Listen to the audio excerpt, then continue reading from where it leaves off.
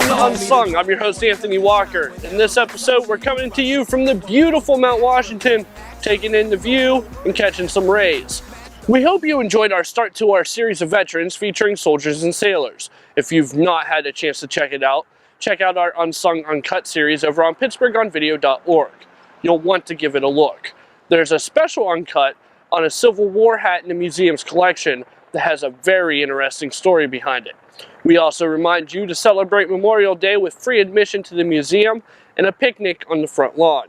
In this episode, we take a quick break from the Veteran Series to celebrate graduation, as we will hear from very special students at the DePaul School. And we have a commencement speech for you as well. To all the graduates out there, Unsung says congratulations. We look forward to seeing you make our community better. Now get to work.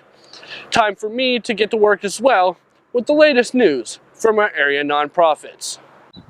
Bricolage is excited to announce the details of Wordplay, a collaboration with local comedy writer and performer Alan Olafson. Wordplay is an exciting new event that blends hilarious true stories with a live music mashup. Actors, comedy writers, and everyday people read their own funny and often poignant true stories with a live DJ score. Using anything from Bach to Britney Spears, the producer works with each performer to develop the perfect soundtrack, creating a rich storytelling experience unlike anything out there today. The result will be something distinct, collaborative, lively, and most importantly, totally funny.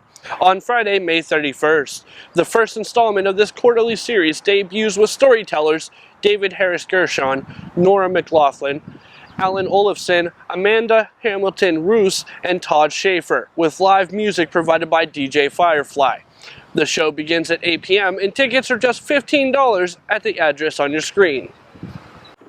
Let's send it out to Shadyside, home to the DePaul School, and thank them for hosting the Unsung team, and also showing us how you can speak miracles. The mission of DePaul School is to teach each child who is deaf or hard of hearing how to listen, speak, and learn. Most children, even the most profoundly deaf children, have the potential to learn listening and spoken language, and many people still don't know that. With the technology today, cochlear implants and digital hearing aids, these children now have access to all the speech sounds. So with early detection, appropriate amplification, and an early intervention program that focuses on listening skills, many of these children can develop speech and language just like their typical hearing peers. Actually, it was going to be my last choice because I heard about it. Kids were talking, and I was like, well, Chloe didn't say any words. But when I walked through the door, something just made me feel like this was home. And I was like, this is where Chloe's going to be. And I just knew it when I walked in the door. Well, from the get-go, my husband and I knew we wanted a listening and spoken language outcome for Morgan. We wanted him to have the same opportunity as any other hearing child would have. So that's why we chose this school, because that's what they do here.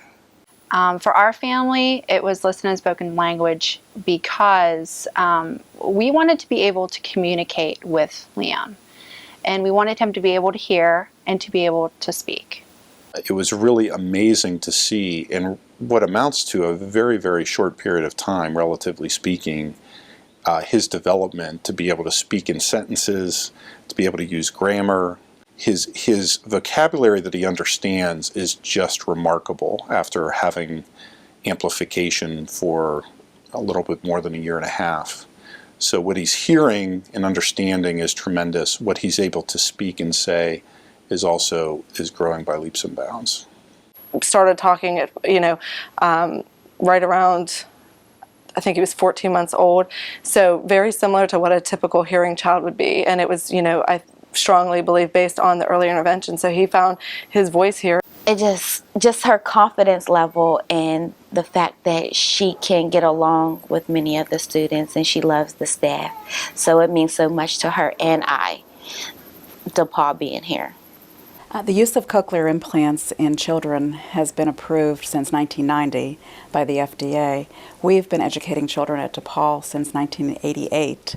This is the externally worn speech processor and then the internally surgically implanted device that sends the information across the skull to the internally implanted device. Sound is picked up by the microphones digitally coded, and the signal then sent through radio frequency across the skin and scalp, couples with the internal antenna through a magnet. And then this is essentially a computer that captures the sounds, namely speech, from the outside world and brings them to the inside of the head into the inner ear, and two tiny electrode or metal bands that are implanted in the inner ear, which take the place of the missing and damaged hair cells that are the most common cause of pediatric hearing loss. At DePaul School, we monitor the children's hearing losses over time, also how they understand speech through both their hearing aids and their cochlear implants. You know, one of the things I thought he would never be able to do is to sing a song, you know, that he would never hear those things. And he sings all the time. Hey, diddle, diddle. And I say that's because of his experiences here. I think the first time that we heard him put together like a 5 or 6 word sentence was a really amazing time, because, you know, you could point to an object and he could associate, you know, verbal sounds with an object. That's one thing. But when he's gaining the mastery of a language where he can contextualize words, both subject and verb, adding Keller or other adjectives, it was really when we started to realize that it was kind of all coming together. 2/3 of our population are kindergarten age or younger. That's because many of the children who move through our toddler and preschool programs have developed the communication skills and are ready to move back into their regular education setting. Well, I think the biggest opportunity that he will have is that he's on the path to mainstream to our neighborhood school for kindergarten. That's the ultimate goal. So that's probably one of the biggest opportunities that he'll have. We know that he's on his way. His teacher, Miss Jessica, has been so encouraging lately, and she keeps saying to him, "Oh, big thumbs up, Liam, big thumbs up." So every time he comes home now, like if he does something good, he'll be like, "Big thumbs up, Mom, big thumbs up." And it's so heartwarming to hear your child say those things. Yeah, when Chloe started, she was 3. She was just implanted. And it was 6 weeks near her birthday. She started here and barely said any words at all. Now she can read chapter books. She does math problems. She carries on conversation with her sisters, her family, her friends. She even takes dance, and believe she does very well at dance. I just don't think that people realize how amazing life can be for a child that's born deaf now. That truly, if they get their implants, if they attend a school for listening and spoken skills, they really can do the same thing as any other hearing child. And it's something that I could have never imagined before. And it's really a miracle.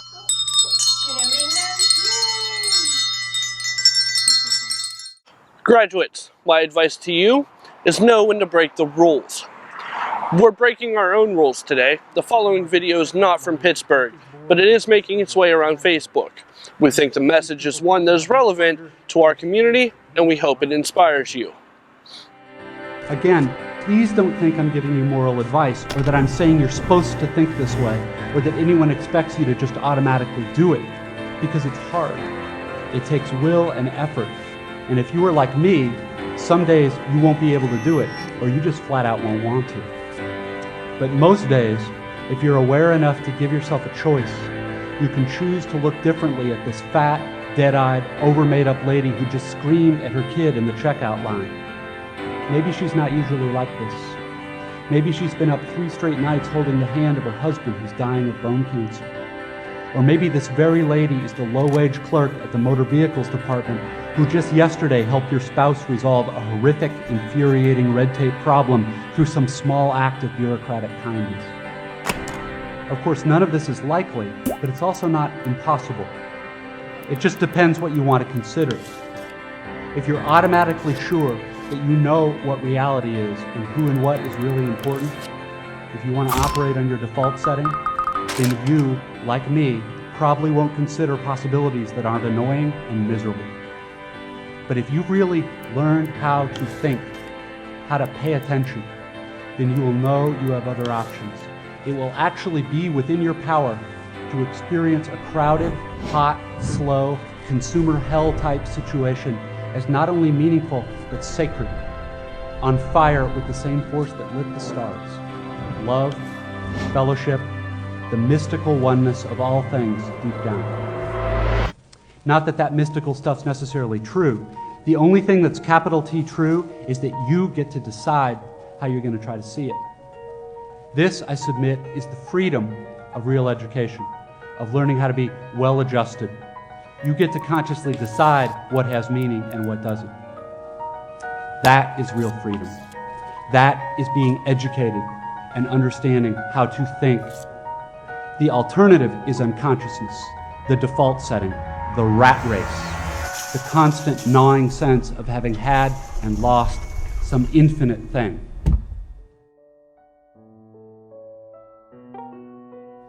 I know that this stuff probably doesn't sound fun and breezy or grandly inspirational the way a commencement speech is supposed to sound. What it is, as far as I can see, is the capital T truth with a whole lot of rhetorical niceties stripped away. You are, of course, free to think of it whatever you wish. But please don't just dismiss it as some finger-wagging Dr. Laura sermon. None of this stuff is really about morality or religion or dogma or big fancy questions of life after death. The capital T truth is about life before death. It is about the real value of a real education, which has almost nothing to do with knowledge and everything to do with simple awareness. Awareness of what is so real and essential, so hidden in plain sight all around us all the time, that we have to keep reminding ourselves over and over, this is water. This is water.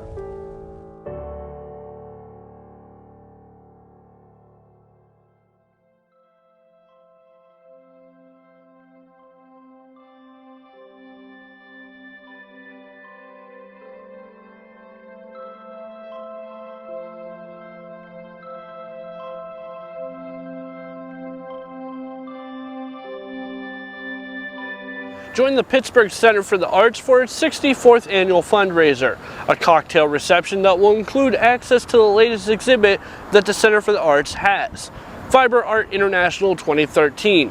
This exhibit is a global showcase that features top fiber artists from around the world. For more information, please visit pittsburgharts.org.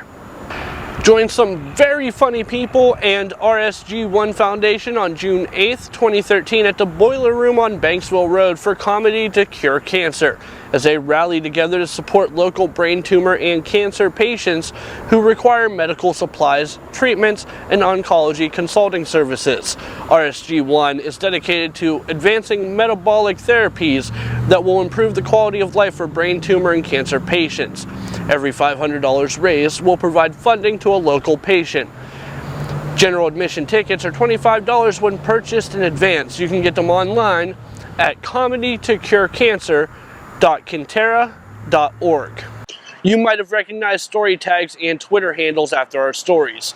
We invite you to continue the conversation by tagging the nonprofit or using the story tag on Twitter. You can also get in touch with us on Twitter at PGHOnVideo or hashtag UnsungPGH. As always, thanks for watching Unsung. Be sure to share it with your friends. You can check out our previous episodes and our Unsung Uncut series on PittsburghOnVideo.org. And hey, a reminder, we're on iTunes, so when you can't watch the video version because you have to run out to the store, take the audio with you. Got a nonprofit you think is cool? Let us know why, and you might just find yourself here on Unsung.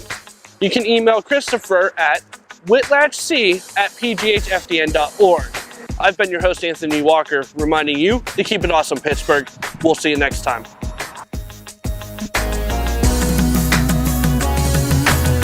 So I said I'ma crush it. Call me the golden boy cause it shine whenever I touch it. Don't rush it, the flow comes naturally. Actually, the whole hood after me. Masterpiece, I outran a pace car.